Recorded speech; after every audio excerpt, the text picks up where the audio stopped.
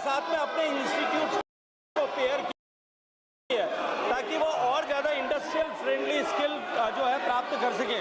इसके अलावा बहुत सारे राज्य के विश्वविद्यालय और प्राइवेट विश्वविद्यालय भी इसमें ट्रेनिंग दे रहे हैं, लेकिन मैं ये मानता हूँ कि कोई भी स्किल की ट्रेनिंग जो है वो डिमांड के सापेक्ष ऑर्गेनिकली उसकी डिमांड के सापेक्ष में ट्रेनिंग फैसिलिटीज़ बढ़ती है। जैसे जैसे ट्रेनिंग फैसिलिटीज़ की आवश्यकता बढ़ेगी, मुझे लगता है सरकार के क्षेत्र में राज्य सरकारों के द्वारा और यूनिवर्सिटीज एकेडमिया के द्वारा इसको एड्रेस करने के स्वाभाविक रूप से प्रयास होंगे। लेकिन निश्चित रूप से मैं ये मानता हूँ कि जिस गति के साथ में भारत में टूरिज्म बढ़ रहा है, आने वाले समय में भारत में टूरिज्म जो है वो एग्रीकल्चर के बाद में सबसे ज़्यादा एम्प्लॉयमेंट का कंट्रीब्यूटर होगा।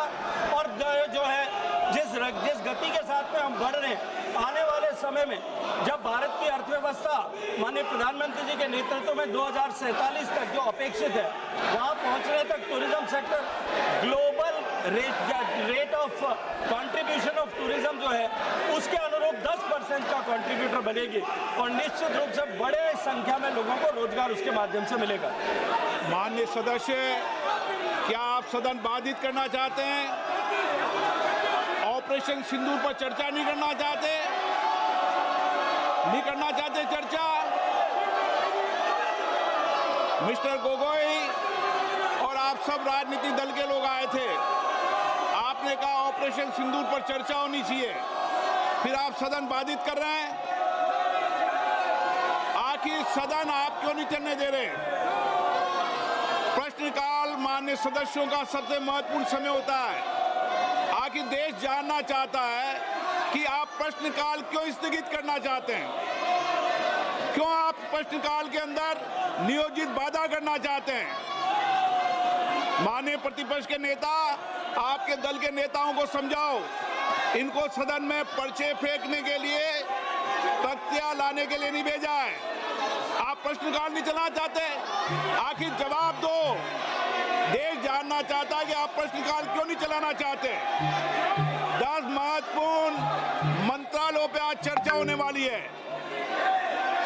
शिक्षा, पर्यावरण, वित्त, श्रम, ऐसे महत्वपूर्ण विभागों पर चर्चा होना चाहती है। सदस्यों का समय होता है, आप प्रश्नकाल नहीं करना चाहते।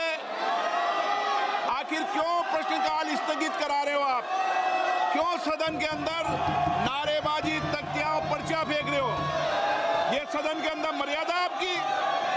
देश देखना चाहता है कि आप नियोजित तरीके से सदन को बाधित करते हैं, संसद की मर्यादाओं को गिराते हैं, गरिमा को गिराते हैं। आप चर्चा नहीं करना चाहते, आप मुद्दों पर विषय नहीं रखना चाहते, प्रश्नकाल पर माननीय सदस्यों को बोलने नहीं देते आप।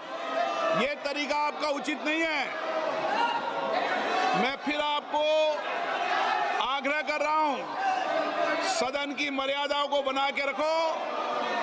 सदन सबका है, देश की 140 करोड़ जनता की अभिव्यक्ति का सर्वोच्च संस्था है।